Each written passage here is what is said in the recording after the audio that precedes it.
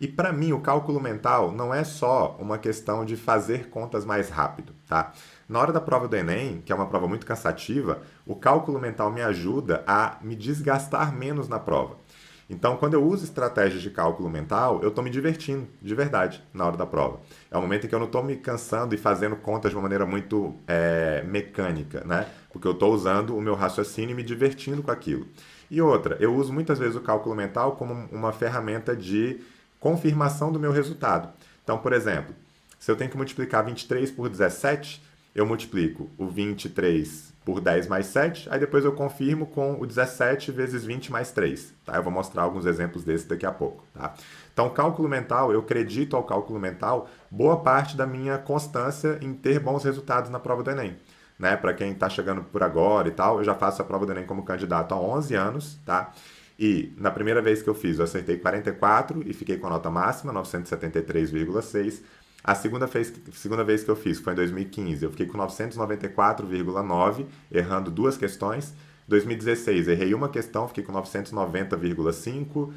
Quarta vez que eu fiz, errei uma questão, que foi 2017, depois errei uma em 2018, gabaritei 2019, gabaritei 2020 digital, errei duas em 2021, uma em 2022 e gabaritei o Enem em 2023. Então, boa parte dessa minha constância de ter um bom desempenho na prova, eu acredito ao cálculo mental, beleza? Isso me ajuda muito na hora da prova. E eu sempre que vou falar de cálculo mental, eu gosto de começar com essa questão, por mais que ela seja muito antiga, por quê? Porque essa questão foi, para mim, um divisor de águas na minha percepção da prova do Enem. Eu comecei a estudar a prova do Enem em 2013, quando a UNB disse que ia aderir o SISU, né? Então o Enem seria um mecanismo de acesso para a UNB, tá? E naquele ano, a primeira coisa que eu fiz foi resolver as provas antigas, 2009, 10, 11 e 12. E essa questão, quando eu resolvi, eu falei, cara, não é possível que eu tenha que fazer todas essas contas que ele está me propondo aqui. Deve ter uma outra maneira de resolver. E quando eu saquei essa maneira, foi que eu entendi o tipo de habilidade numérica que o Enem exigia da gente, tá? Ele te deu 9 valores de desmatamento em quilômetro quadrado para 9 estados, tá? E ele fala que, considerando-se que até 2009 o desmatamento cresceu 10,5% em relação aos dados de 2004, que são esses dados que estão aqui, o desmatamento médio por estado em 2009 está entre. Pessoal, olha só. Em tese, o que você teria que fazer nessa questão, tá? Para vocês verem como é que é uma questão que parece chata, tá? E ela de fato é, a não ser que você tenha uma boa visão, uma boa habilidade matemática para simplificá-la, tá? Em tese, você teria que pegar esses valores aqui do desmatamento em quilômetro quadrado, somar todos eles e dividir por 9. Divisão por 9, por si só, já não é uma coisa muito agradável, né? Se fossem 10 estados, seria muito mais tranquilo. Mas dividir por 9 não é uma parada muito agradável, tá?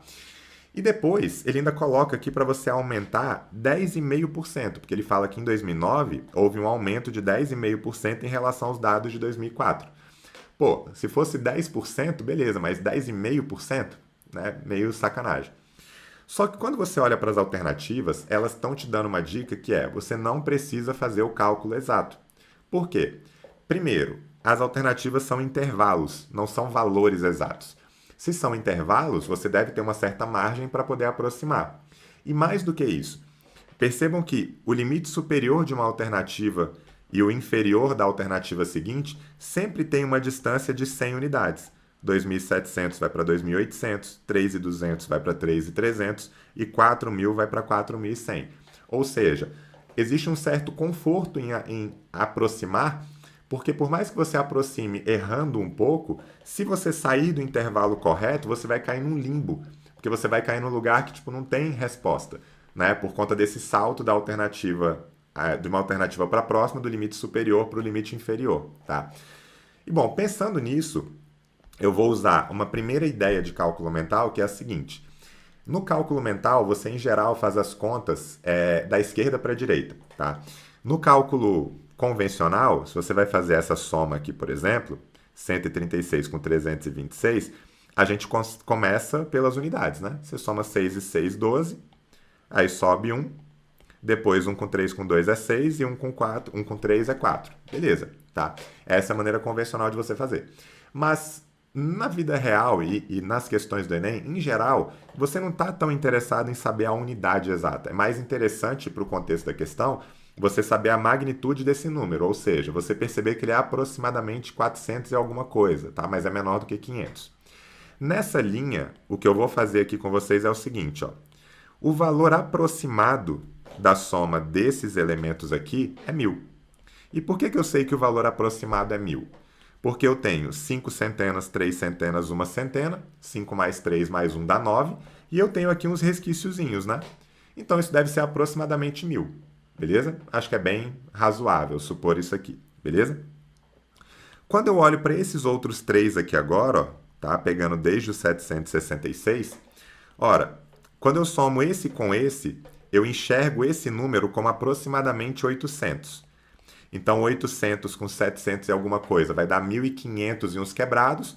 E se eu tenho 1.500 e uns quebrados com 3.400 e uns quebrados, essa soma vai dar 49 e ainda vai ter um restinho. Então, isso aqui vai ser um pouco maior do que 4.900. Eu vou aproximar isso para 5.000, beleza? E, por fim, esses dois aqui, ó, eu vou olhar para 10.000 com 7.000 e tem um resquício ali nas centenas. Eu vou aproximar isso aqui para 18.000. Beleza? São aproximações, acho que razoáveis, beleza? Até essa daqui fica um pouquinho maior do que é na realidade, mas não tem problema, são aproximações razoáveis.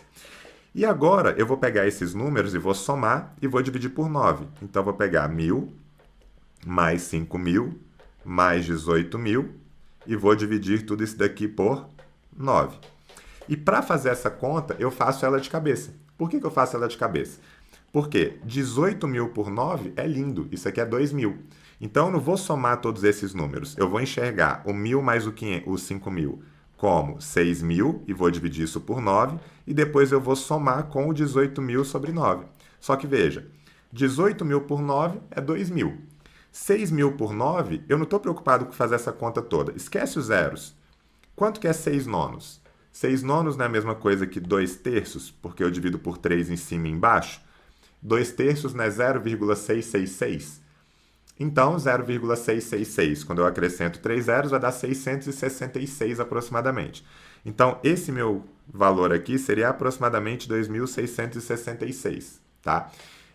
Eu vou aproximar isso para 2.600 e, sei lá, 2.660, que seja, tanto faz, tá? Só para ter um zero aqui no final. E por que eu vou aproximar isso aqui para ter um zero no final? Porque ele fala que de 2004 para 2009 houve um aumento de 10,5%. Só que, galera, se eu estou aproximando tudo, aumentar 10% ou 10,5% tanto faz. Então, eu vou aumentar 10%. E quando eu aumentar 10%, o que vai aparecer aqui? Eu vou aumentar 10% desse número, que é 1/10 dele, ou seja, 266. E aí, somando isso, você vai ter 2.800 com 126 vai dar 2.926. A alternativa correta vai ser a letra C, porque é um valor que está entre 2.800 e 3.200. E com uma certa folga, com uma certa margem de segurança para aqueles extremos. Beleza? Se você fizer essa conta exata, tá? Se você fizer na ponta do lápis essa conta, se eu não me engano, você vai achar 2.913, tá? Ou algo próximo disso. Ou seja, mesmo com essas aproximações todas que a gente fez, o nosso resultado não destoou muito. E mesmo que tivesse destoado, as alternativas têm um intervalo suficientemente grande, não só dentro de cada alternativa, como entre as alternativas, para que você faça essas aproximações.